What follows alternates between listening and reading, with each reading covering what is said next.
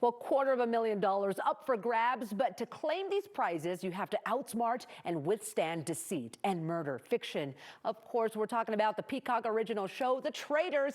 The competition is heating up. Spoiler alert, Danny caught up with some of the remaining contestants. Did you miss me? Ladies, thank you both so much for joining us this morning. The show, The Traitors, has been so much fun to watch, so we're so excited to talk to you both. I want to ask both of you, what made you want to sign up for this competition? Because this is pretty brutal. Well, for me, this is something definitely outside of my comfort zone, I thought.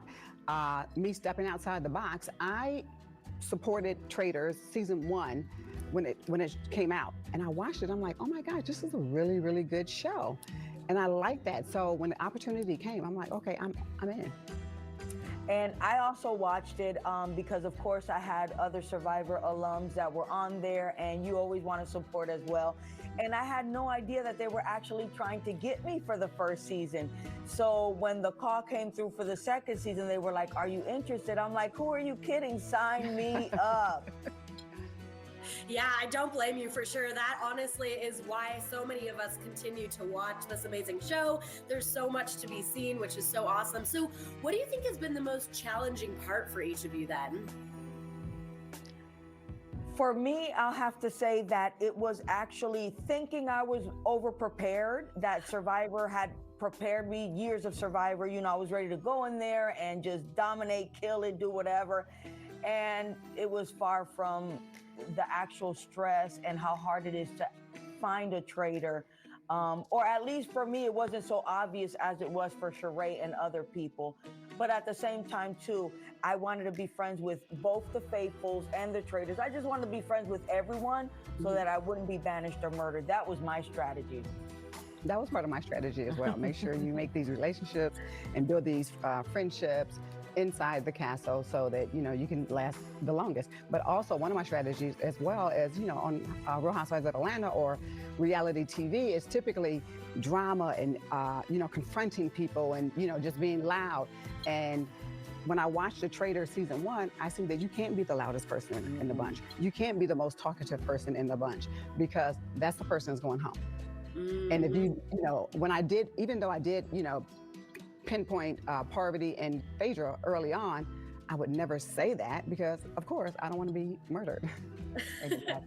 Yeah, totally fair. I like it too because a lot of these lessons are ones we can probably take away in life too, but you know, minus the murder, which is good, hopefully. Yeah. Sandra, I want to ask you too. I mean, you were talking about, you know, using a lot of what you maybe learned from Survivor potentially to help you in this game. Do you feel like you were able to use some of the things that you learned from Survivor? Absolutely, because my strategy on Survivor was always, as long as it's not me. And also, when it comes to winning the game, the majority, not everyone has to like you, but you need the majority to like you. You need them to vote for you to win the prize.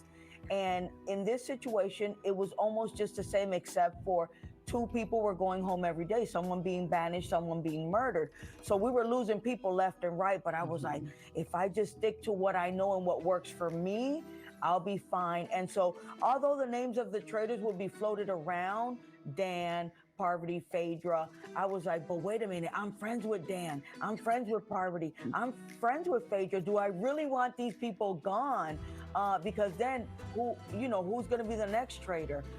So you have to be able to figure out what best works for you. And like Sheree said, you don't necessarily have to go into the round table being the loudest person because most likely you will get murdered. Yeah, that makes sense. And Sheree, I wanted to ask you that too, because a lot of this game obviously is reading people in the room and trying to determine, you know, who is the one that is going to be the murderer or somebody that is going to be voted off. So did your interactions, would you say, on the Real Housewives of Atlanta help you with that skill? I know you said that you were trying not to be the loudest, but like being able to interact with people and really reading people and reading the room, did that help?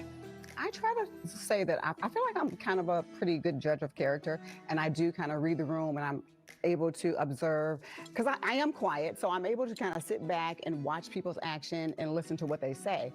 And that's always been me, so before Housewives, after Housewives. So taking that skill into the Traitors, I definitely think it was helpful for me. And you know what? Now that you say that, Danny, I wanted to say that sometimes we'd go into the round table and maybe I didn't contribute more than 2 or 3 sentences, and people would be like, it's the quiet ones that are the traitors. And I'm thinking, but you know, I don't have to say everything right now or even at the round table because you can't trust, you know, everyone's listening to you.